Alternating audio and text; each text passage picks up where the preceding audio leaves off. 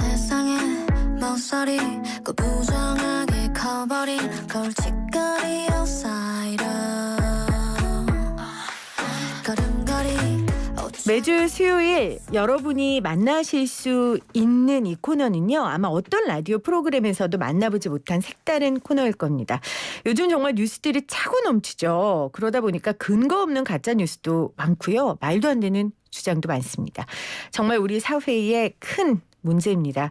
이런 우리 사회에 조금이라도 쨍하는 소리를 내고 싶어 활동하고 계신 분들이 계세요. 바로 데이터카우 팀의 프로젝트 소프라이즈인데요. 그래서 이 코너 이름이요. 소프라이즈 서프라이즈입니다. 자, 데이터 프로젝트를 함께 나누고 고민해 주실 데이터카우의 신수연님 나오셨어요. 어서 오세요, 수연님. 네, 안녕하세요. 반갑습니다. 자, 데이터카우 프로젝트를 이제 서프라이즈에서 소개할 텐데 조금 더 자세히 이 프로젝트에 대해 설명을 좀 해주시겠어요? 네, 일단 데이터카우는 이제 스타트업 팀입니다. 네. 스타트업 팀이고 이제 소프라이즈라는 프로젝트를 운영하고 있는데요. 이제 저희가 우리 사회가 이제 되게 많은 문제를 가지고 있잖아요. 네. 근데 이제 일단은 어떤 문제가 있는지 그리고 그 문제를 발견하고 그걸 이제 같이 이야기하는 과정이 필요하다. 그래서 저희는 이제 소프라이즈라는 프로젝트를 통해서 질문을 던지고 그 질문에 대해서 이제 데이터를 사용해서 그 질문에 대답을 달라. 혹은 이제 질문을 더 풍성하게 만들 수 있는 이야기를 꺼내달라. 그렇게 되면 이제 좋은 답에 저희가 매일 100만 원씩을 드리고 있고요. 매일 100만 원씩이요? 네, 좋은 와. 답이 나오면 그 답을 선정해서 이제 100만 원을 드리고 있어요. 네. 왜냐하면 이제 좋은 이야기에는 그만한 가치가 있다라고 생각을 하기 때문에 이걸 통해서 이제 사회의 많은 사람들이 조금 더 이제 이야기를 풍성하게 공유할 수 있는 그리고 데이터를 통해서 네. 더 좋은 질문하고 더 좋은 답을 이제 끌어낼 수 있는 그런 과정이 됐으면 좋겠다. 그래서 이 프로젝트를 지금 진행하고 있습니다. 그러니까 어떤 문제가 있는지 그리고 그 문제의 해답을 찾아가는데 데이터를 활용하는 거네요. 그렇죠? 네네. 그러니까 사회의 공론화장을 만들어가는 그런 프로젝트를 하고 계신데 데이터에 대한 개념도 사실은 잘 모르겠어요. 이게 어디서부터 어디까지를 데이터라고 하는지 또 데이터를 가지고 이 문제를 보면 뭐가 다른지 뭐 어떻게 설명하시겠어요? 사실 이게 되게 복잡하게 말하면 엄청 복잡할 수도 있는데 네. 조금 이제 간단하게 말하면 그러니까 그냥 사실을 표현하는 숫자, 측정할 수 있는 모든 게 사실은 데이터라고 그렇죠. 생각해요. 네. 뭐 이제 이를테면은 제가 이제 오는데 지하철을 타고 왔는데 네. 지하철을 타면 이제 카드에 그 사용 금액이 올라가잖아요. 그 올라가는 거 이제 이 올라가는 거 하나하나가 이제 제가 지하철을 탔다라는 사실에 대한 이제 하나의 데이터가 되는 거죠. 그러니까 우리가 요즘 왔다 갔다 하고 활동하고 모든 게 데이터로 남잖아요. 네네. 그 흔적. 네. 그렇게 이제 뭐 이제 오늘 하루 뭐 신도림역에서 내린 사람 몇 명이고 신도림역에 대한 이제 그렇게 몇 명이 모였는지 그런 게 또 하나의 데이터가 되는 거고요. 네. 그냥 사실을 표현하는 숫자라고 생각해 주시면 조금 편할 것 같아요. 사실을 표현하는 숫자. 네. 숫자가 아닌 경우도 있잖아요. 그렇죠. 숫자가 아닌 경우도 많은데 일반적으로는 이제 데이터라고 하면은 보통은 숫자로 표현되는 것들이라고 네. 얘기를 많이 하니까요. 사실 이게 데이터 기반이라고 하면은 되게 어렵게 받아들이실 수도 있는데 이게 또 아주 특별한 건 또 아니에요. 이게 그 어르신들께서 이제 술 많이 자시고 너 이제 몇 년생이야? 주민등록증 내놔봐라고 하는 게 이제 또 데이터 기반으로 네가 몇 년생인지 알고 내가 호통을 치겠다. 네, 그런 거라서 사실. 민증 까봐 이게 데이터 먼저 확인하자 이 얘기라는 거잖아요. 그렇죠? 맞아요. 사실 데이터라는 게 정보죠 뭐. 이 정보를 바탕으로 무슨 문제도 봐야 되고 분석도 해야 되는데 요즘 그렇지 못하고 있는 사회의 현상이 있어서 그런 부분들을 좀 극복하고자 이런 프로젝트를 하고 계시는 것 같아요. 자, 아까 전에 질문을 하고 답을 해서 채택되면 100만 원 준다고 하셨잖아요. 네. 굉장히 많은 분들이 참여하실 것 같은데 그분들이 어떤 질문들을 그러면 하고 답하고 있나요? 일단은 이제 저희가 질문을 내고 있고요. 네. 아, 질문은 데이터카우 팀이 내고. 네네. 앞으로는 이제 이렇게 질문을 받고 저희가 다듬어서 다시 내보내는 그런 걸 하려고 하는데 네. 지금은 이제 저희가 일단은 질문을 내고 있습니다. 어떤 질문들 예를 들면요. 뭐 최근에 낸 문제들 중에서는 이제 우리나라의 요양병원 공급이 충분할까라는 문제를 냈는데요.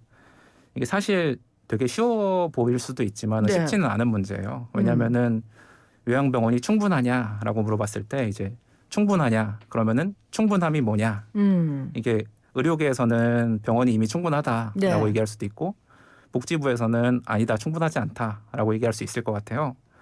당연히 이제 되게 많은 전문가들의 참여가 필요한 문제인데 어디까지 의료기관이 감당하고 또 어디까지 이제 가정에서 감당할 거냐 치료를 혹은 네. 보호를 이런 거에 대한 합의가 없는 상황이니까 이런 걸 이제 현 상황을 데이터로 한번 보여주고 나서 이게 충분한지 아닌지를 얘기를 해보자 뭐 이런 취지로 문제를 냈던 것도 있고요. 네. 그러니까 우리나라 요양병원이 몇 개가 있을까요? 이거는 데이터를 물어보는 질문이고 우리나라 요양병원 공급이 충분할까요는 그 데이터를 바탕으로 판단을 해야 되는 질문이잖아요. 그렇죠.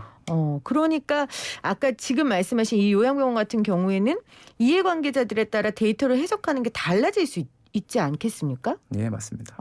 그러면 쉽지 않겠네요. 정말 좀 어려운 질문일 수 있겠네요. 그러면 이런 어려운 질문 말고 좀 가벼운 질문도 있어요? 뭐 이제 조금 가벼운 성격으로 이제 그냥 데이터를 조금 더 잘 보여달라라는 문제를 내기도 하는데요. 뭐 예를 들면은 이제 기상청에 꽃가루 데이터를 공개를 하고 있어요. 이게 네. 2013년부터 공개가 돼 있는데 사실 뭐 미세먼지가 굉장히 화두로 올라왔던 게 아주 오래되진 않았던 걸로 기억해요. 이제 한 4, 5년 정도 됐던 것 같은데 당연히 근데 봄 되면은 꽃가루 많고 그런데 이게 동네별로 심한 데가 있고 그렇지 않은 동네들도 있습니다. 그렇죠. 근데 이거를 사람들이 사실은 그 전체 사람들 중에서 알러지 가진 분들이 20% 정도 된다고 해요. 근데 그 20% 중에서 꽃가루 알러지 가진 분들이 대부분이라고 합니다. 그러니까 생각보다 되게 많은 사람들이 겪고 있는 문제인 건데 많은 사람들이 고통받고 있네요. 네. 이 꽃가루 때문에. 그렇죠. 네. 근데 상대적으로 이제 관심에서 덜하거나 꽃가루가 아침에 이제 뭐 요즘 같은 경우는 미세먼지 뭐 얼마나 나오는지 보고 날씨 보고 이러고 나오는 게 되게 일상 같은데 네. 그렇게 많은 사람들이 겪고 있는 문제인데 사실은 꽃가루 같은 경우는 어디서 봐야 되는지 혹은 이게 있는지도 잘 모르는 경우가 많으니까요. 그러면 이거를 이제 데이터가 이미 있으니까 한번 꺼내봐라. 그리고 가장 잘 표현하는 사람한테 이제 우리가 상을 주겠다. 네. 이런 식의 이제 질문을 던지기도 합니다. 우리 사회에 어떤 질문들이 있는지도 생각해 볼 수 있고 이 질문에 답을 하려면 어떤 데이터를 봐야 되는지 다시 한번 고민할 수 있는 그런 프로젝트인 것 같습니다. 김혜민의 이슈앤피플 매주 수요일에 만나는 이 코너의 이름은 서프라이즈 서프라이즈예요. 한번 수연님 해보시겠어요? 너무 긴장하신 것 같아서 따라해보세요. 네. 서프라이즈 서프라이즈, 서프라이즈. 서프라이즈. 정말 서프라이즈하네요. 그것밖에 안 되시겠어요? 자, 서프라이즈, 서프라이즈. 이 코너에서는 그 데이터를 바탕으로 사회 여러 가지 우리 사회의 문제들을 좀 풀고 있는 프로젝트를 하고 있는 팀이에요. 우리 데이터카우의 프로젝트, 이 프로젝트를 소개하고 여러분들과 공유하는 그런 시간을 함께하도록 하겠습니다. 자, 신수연님께서 함께하고 계시고요. 그냥 아까 전에 얘기하셨는데 일반인들에게 이 질문을 던지시는 거예요? 뭐 플랫폼이 어떤 거예요? 플랫폼은 일단 저희 홈페이지를 통해서 공개가 되고 있고요. 네. 꼭 이제 일반인이라는 게 사실은 조금 이제 개념이 되게 다양할 것 같아요. 그러니까 사실 완전한 일반인이라는 건 저는 없다고 생각을 하고요. 어떤 분야의 전문가 그러니까 뭐 한 분야에선 교수님이지만 사실 이분이 그렇죠. 버스 다른 타고 분야에서는 고기 뭐. 굽고 있으면은 사실 그냥 일반인인 거죠. 네네. 하지만 고깃집 사장님은 이 분야에선 전문가신 거고 한 분야의 전문가가 다른 분야의 일반인일 수도 있는 거기 때문에 네. 이제 이런 것들을 당연히 인정하면서 데이터를 통해서 이제 자기 분야의 관점을 좀 나눠달라. 어차피 데이터는 이제 똑같이 존재하는 거지만 그걸 보는 시각이 조금 달라지는 거니까요. 그래서 이제 이렇게 각자의 전문 분야가 섞이는 기회를 만드는 게 되게 중요하다고 생각을 하고요. 그 중요한 말씀이네요. 각자의 전문 분야가 섞이는 기회가 또 될 수 있군요. 네. 네네. 이렇게 이제 뭐 디자인 분야의 전문가가 선거 데이터를 더 잘 보여줄 수 있는 도구를 만든다던가 아니면 이제 기업에서 이제 고객 데이터를 다루시는 분들이 뭐 앞으로 소개해드리겠지만은 이제 남녀공학이 성적이 떨어지는 요인에 대해서 이야기한다든지 하는 식으로 사회 문제는 이제 어쨌든 아주 많은 사람들이 겪고 있는 네. 우리가 이제 같이 풀어나가야 되는 과제이기 때문에 이것들을 이제 더 많은 사람들이 이야기하고 더 많은 사람들이 지식을 나누고 그걸 이제 사회 문제 해결의 출발이 될 수 있을 거다라는 생각으로 이제 더 많은 그냥 일반인들을 모시고 있습니다. 네. 어떤 질문들을 던지시는지 우리가 들어볼 텐데 그 전에 궁금한 게 그럼 우리 수연님께서 그 질문을 매번 만드세요? 제가 혼자 만드는 건 아니고요. 저희 네. 이제 같이 하고 있는 팀이 있습니다. 어떤 기준으로 문제를 만드세요? 예를 들면 가장 요즘 핫한 뭐 뉴스, 키워드 이런 거예요? 아니면 우리가 놓치고 있는 아무도 관심 갖지 않는 주제예요? 그 둘이 섞여 있을 것 같아요. 그러니까 지금 가장 급한 문제이기도 하고 혹은 아주 중요하지만 사람들이 관심을 잘 가지지 않거나 조금 더 행동이 필요한 문제들 이를테면 이제 기후 위기 같은 것들. 네. 혹 그게 아니면은 이제 데이터가 새로 공개됐을 때 이 데이터가 좀 더 알려졌으면 좋겠다. 그걸 기대하는 문제들 뭐 이런 식으로 이제 뭐 주차마다 조금씩은 다르지만 네, 그런 성격들을 골고루 가진 문제들을 내고 있습니다. 알겠습니다. 자, 오늘은 그럼 어떤 질문을 소개해 주시겠어요? 이게 사실 처음이라 좀 긴장을 많이 하고 가져왔는데 네. 한 번 더 할까요? 서프라이즈, 서프라이즈. 한번 해보세요. 네. 긴장이 풀리시는 것 같아요. 그거 하니까. 안 되겠네요. 자, 어떤 질문 가져오셨어요? 네, 남녀공학 얘기를 조금 해보면 좋을 것 같아요. 이제 남녀공학을 가게 되면은 이제 성적이 떨어진다. 맞아요, 맞아요. 그런 얘기 되게 있어요. 많이 하잖아요. 근데 이게 정말 그래? 라고 묻고 싶었던 거예요. 그 통념 남녀공학을 가게 되면 성적이 떨어진다. 이게 진짜 사실인가? 이게 네. 궁금하셨군요. 네. 사실 이제 되게 많은 기사들을 보면은 남녀공학의 수능 성적이 낮다라는 기사가 나와요. 네. 근데 그것 자체는 사실이거든요. 그러면 이제 정말로 공부를 잘하던 친구가 남녀공학 학교에 갔을 때 성적이 떨어져서 나오는가? 이게 정말 사실인가? 를 한번 이제 데이터로 보여달라. 라고 이제 해보고 싶었어요. 그리고 이게 되게 여러 가지 문제들하고 엮여 있는데 학교들 중에서 남녀공학 비율이 얼마나 될 것 같으세요? 학교들 중에서 보통 초등학교는 다 통합이고 그렇죠. 중학교, 고등학교잖아요. 저는 여고 나왔거든요. 수연님은 네, 저도 남고 나왔습니다. 그래요? 그럼 우린 100%인데 남녀공학 비율 어느 정도 돼요? 잘 모르겠어요. 이게 생각보다 높아요. 남녀공학 비율이 중학교는 78%, 고등학교는 65%예요. 그래요? 네네. 꽤 높네요. 이게 교육부에서 20년 전부터 이제 새로 생기는 고등학교나 중학교는 전부 다 남녀공학을 원칙으로 해라라는 지침을 가지고 그 정책이 쭉 이어져서 그래서 우리 때는 중학교, 고등학교가 남녀 이렇게 따로가 많았는데 지금 신설 중고등학교는 원칙적으로 남녀공학이네요. 네. 그래서 이제 요즘 생기는 신도시 동네들 그러니까 뭐 수도권에서는 화성이나 동탄이나 김포 뭐 이런 동네들이나 뭐 경남권에서는 이제 김해 장유 이런 데나 아니면은 뭐 이제 시도마다 생기고 있는 혁신 도시들 이런 데 들어가는 중학교 고등학교들은 전부 다 남녀공학이고 그러니까 그게 원칙이에요. 그런데 남녀공학 가게 되면 지금 성적이 떨어진다는 팩트도 있으니까 학부모들은 싫어할 것 같은데요? 그렇죠. 남녀공학을 좋아하는 학부모님들이 그렇게 많지 않은데 남녀공학이 훨씬 많기 때문에 이제는 남녀공학을 가야 되는데 여기서 이제 문제가 생기는 거죠. 그런데 학부모들도 싫어하는데 굳이 이렇게 남녀 통합으로 학교를 시설 도시에서 생기는 이유는 뭡니까? 이게 도시는 사실 크게 상관이 없어요. 지금. 네네. 근데 이게 또 다른 문제랑 연관이 있어요. 그러니까 비도시 지역들 그러니까 지방에 학생 수 감소하고도 좀 연관이 있습니다. 네. 이게 뭐 저는 이제 사실 서울 촌놈인데 네. 근데 이제 지금까지 전국 폐교가 초중고등학교 다 합쳐서 이제 3,800개 정도 돼요. 그 3,800개인데 그 중에 이제 절반 이상이 전부 다 이제 전남, 경북, 강원도 세상에 이렇게 이제 시도 쪽에 몰려 있습니다. 정말 도 쪽에. 지역의 불균형을 나타내준 지표네요. 네네. 이게 이제 학교들 입장에서는 존폐의 위기이기 때문에 네. 학교들은 남고나 여고를 남녀공학으로 전환해서 이제 학생을 더 모집해서 학생을 확보하려는 시각이 있어요. 네.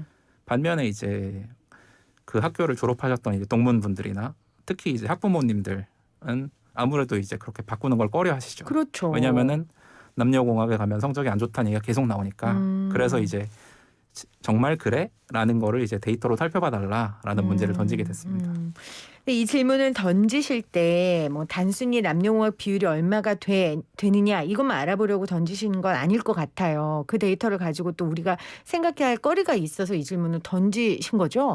그렇죠. 이제 남녀공학 비율만 문제가 아니고 또 이제 학생들이 어쨌든 가게 되는 거니까요. 네. 그거는 뭐 저희가 어떻게 할 수 없는 사실이니까.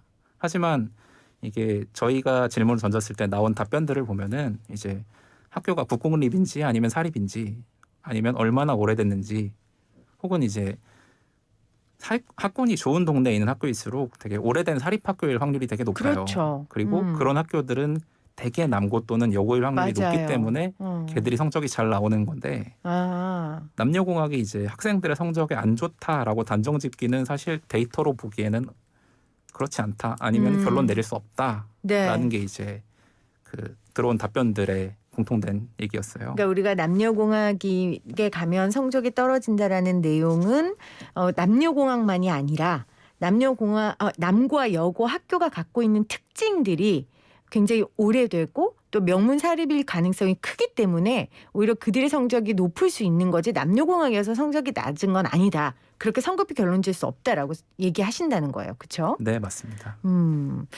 그러면 좀 어떤 걸 더 생각해 볼 수 있을까요? 이걸 가지고요. 사실 조금 더 생각해 봐야 되는 거는 이제 새로 생기는 모든 학교들은 다 남녀공학이고 학생들에게는 남고나 여고를 간다는 게 사실은 더 특별한 일일 수도 있어요.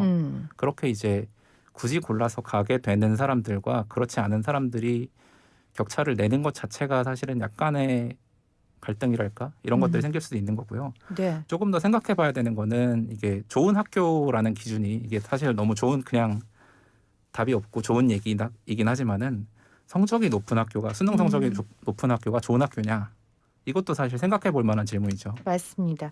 그 궁극적인 질문을 던지기 위해 어떻게 보면 시작인 것 같아요. 남녀공학에 가면 성적이 정말 떨어지느냐. 그 질문에 대한 질문을 던지셨고 또 많은 분들이 답을 찾아오셨네요. 자, 오늘 서프라이즈 첫 번째 질문은 남녀공학에 가면 성적이 정말 떨어지냐. 그 질문이었고요. 한 가지 좀 간단한 질문 또 소개 한번 해주세요. 간단하게. 이제 아까 말씀드렸던 꽃가루 얘기가 있는데요. 네네. 이제 전체 인구 중에 꽃가루 알러지 가지신 분들이 많고 20%라고 하셨어요. 그렇죠. 이제 꽃가루 데이터가 2013년도 공개를 되는데 그 중에서 이제 소나무 데이터가 되게 재밌어요. 소나무 데이터요? 네. 그게 뭐예요? 이게 꽃이 이제 3월, 4월, 5월에 그러니까 4월, 5월, 6월에 주로 피는데 한국에서 소나무 꽃가루가 제일 많은 동네가 어느 동네일 것 같으세요? 저 이거 어디서 본 것 같아요. 막 SNS에 너무 괴롭다고 사람들 올렸는데 어디죠? 그렇죠. 이 동네들이 주로 다 해안가에 몰려 있어요. 네네네. 이게 왜 해안가에 몰려 있게 되냐면은 아마 이제 바다 낚시 많이 다니시거나 해안으로 이제 캠핑 많이 가시는 분들은 잘 아실 텐데 방풍림이 있잖아요. 네. 이 방풍림 때문에 해안에 소나무가 많이 몰려 있고 당연히 소나무가 많으니까 이제 해안을 따라서 꽃가루 농도가 되게 진하게 나타나는 현상이 보이더라고요. 네. 네, 이거를 이제 잘 보여달라는 문제를 내기도 했습니다. 그렇네요. 그러니까 답변을 들으니까 어떻게 보면 너무 당연한 얘기인데 그 당연한 얘기에 대해서 우리가 한 번쯤 생각해보고 그걸 뒷받침할 수 있는 데이터를 찾아보고 네네. 이게 우리 사회를 조금 더 건강한 공론화장으로 만들 수 있는 하나의 움직임의 시작이라는 생각이 오늘 들었습니다. 자, 오늘 첫 시간이었어요. 서프라이즈. 이 시간 어떻게 꾸며질지에 대해서 여러분들께 앞에 설명을 드렸고 또 두 가지 질문에 대한 이야기 드렸습니다. 남녀공학이 정말 성적에 나쁜 영향을 미치느냐. 그리고 또 하나는 꽃가루 관련된 질문. 이렇게 두 가지 함께 정리했습니다. 오늘 처음 방송했는데 어떠세요? 긴장이 많이 되네요.